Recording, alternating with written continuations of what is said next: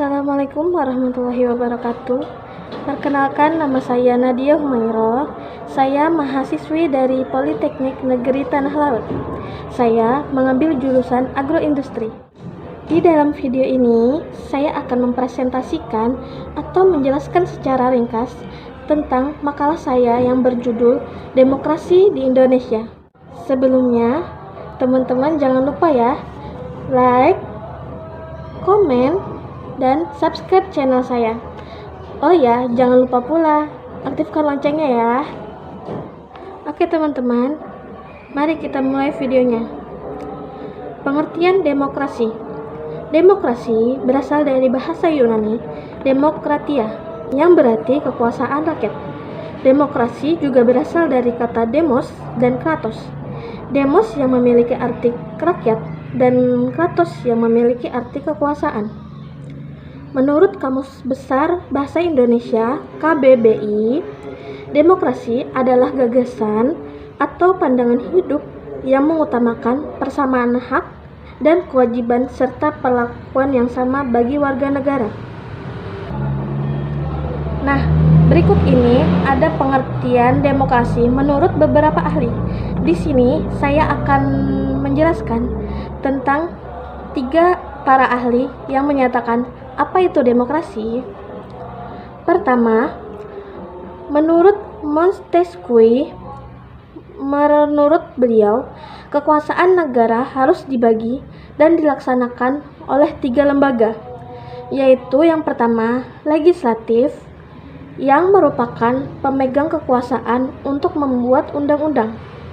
Yang kedua, eksekutif, yang memiliki kekuasaan dalam melaksanakan undang-undang. Dan yang ketiga adalah yudikatif, yang memegang kekuasaan untuk pengadilan pelaksanaan undang-undang. Kedua, demokrasi menurut Abraham Lincoln, yaitu menurut beliau pemerintahan dari rakyat, oleh rakyat, dan untuk rakyat. Dan yang terakhir, yang ketiga, menurut Aristoteles, beliau menyatakan demokrasi suatu kebebasan atau prinsip demokrasi ialah kebebasan, karena hanya melalui kebebasanlah setiap warga negara bisa saling berbagi kekuasaan di dalam negaranya. Aristoteles pun mengatakan, apabila seseorang hidup tanpa kebebasan dalam memilih cara hidupnya, maka sama saja seperti budak. Saya akan menyampaikan beberapa prinsip-prinsip demokrasi. Di sini, prinsip demokrasi terdiri dari 2, yaitu prinsip demokrasi sebagai sistem politik dan prinsip non-demokrasi atau kediktatoran. Prinsip demokrasi sebagai sistem politik, saya bacakan aja. Di sini ada 3, yaitu pembagian kekuasaan legislatif, kekuasaan yudikatif, dan kekuasaan eksekutif. Yang kedua, pemerintah konstitusional. Yang ketiga, partai politik lebih dari 1 dan mampu melaksanakan fungsinya. Dan prinsip yang kedua yaitu prinsip non-demokrasi atau kediktatoran. Prinsip non-demokrasi terdiri menjadi 3, yaitu pemusatan kekuasaan, pemerintahan tidak berdasarkan konstitusional, rule of power. Pemusatan kekuasaan yaitu kekuasaan legislatif, eksekutif, dan yudikatif menjadi 1 dan dipegang serta dijalankan oleh 1 lembaga. Pemerintahan tidak berdasarkan konstitusional. Pemerintahan dijalankan berdasarkan kekuasaan. Konstitusinya memberi kekuasaan yang besar pada negara atau pemerintahan. Rule of power yaitu prinsip negara kekuasaan yang ditandai dengan supremasi kekuasaan yang besar pada negara atau pemerintahan. Lanjut, ciri-ciri demokrasi. Ciri-ciri yang menggambarkan suatu pemerintahan didasarkan oleh sistem demokrasi seperti pemerintahan didasarkan kehendak dan kepentingan semua rakyat. Ciri konstitusional ialah yang berhubungan dengan kepentingan, kehendak atau kemauan atau kekuasaan rakyat yang dituliskan dalam konstitusi dan undang-undang negara tersebut. Ciri perwakilan yakni dalam mengatur negara kedaulatan sendiri. Ciri pemilihan umum yakni sebuah kegiatan politik yang dilaksanakan untuk memilih pihak dalam pemerintah. Ciri kepartaian yakni partai akan menjadi media atau sarana untuk menjadi bagian dalam melaksanakan sistem demokrasi. Ciri kekuasaan ialah adanya pembagian dan pemisahan kekuasaan.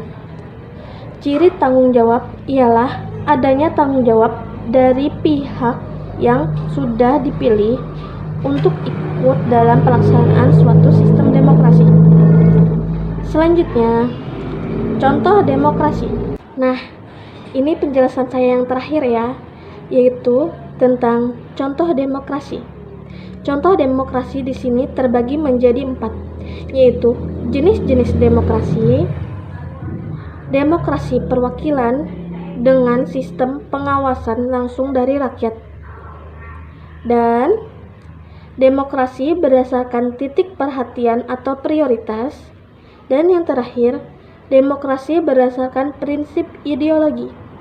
Saya akan memberikan contoh yang pertama, yaitu jenis-jenis demokrasi.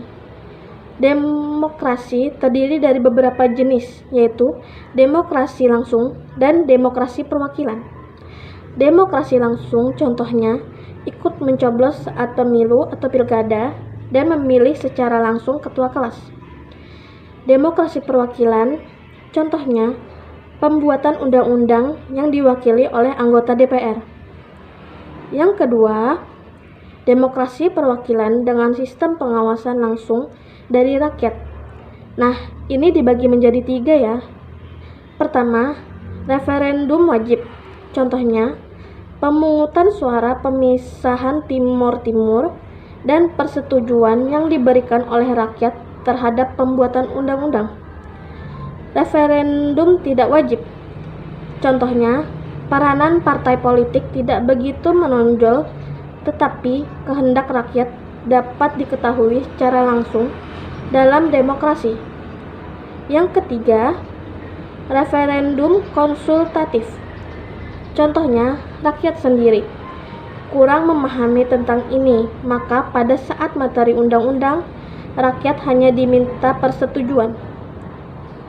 Nah, sekarang yang ketiga, demokrasi berdasarkan titik perhatian atau prioritas.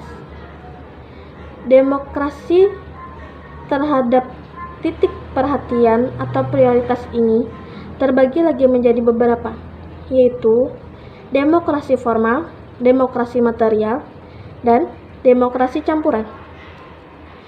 Demokrasi formal contohnya adanya keberadaan lembaga-lembaga perwakilan rakyat. Demokrasi material contohnya mungkin keberadaan lembaga-lembaga perwakilan rakyat hanya sebagai simbol saja dan hanya mementingkan kepentingan negara saja dibandingkan rakyat. Demokrasi campuran, rakyat memilih wakil di DPRD, kemudian wakil itu dikontrol oleh rakyat dengan sistem referendum. Nah, sekarang yang terakhir, yaitu yang keempat. Yang keempat, demokrasi berdasarkan prinsip ideologi. Demokrasi berdasarkan prinsip ideologi terbagi menjadi 2, yaitu demokrasi liberal dan demokrasi rakyat. Demokrasi liberal yaitu contohnya dalam demokrasi ini adanya sistem multipartai, dan demokrasi ini telah mendorong untuk lahirnya partai-partai politik. Demokrasi rakyat adalah demokrasi di mana rakyat yang menentukan saat ada masalah penting. Contohnya, pada saat pemilihan presiden dan wakil presiden. Nah, itu saja penyampaian dari saya. Salah hilafnya mohon maaf. Makasih untuk yang sudah menonton. Saya akhiri. Wassalamualaikum warahmatullahi wabarakatuh.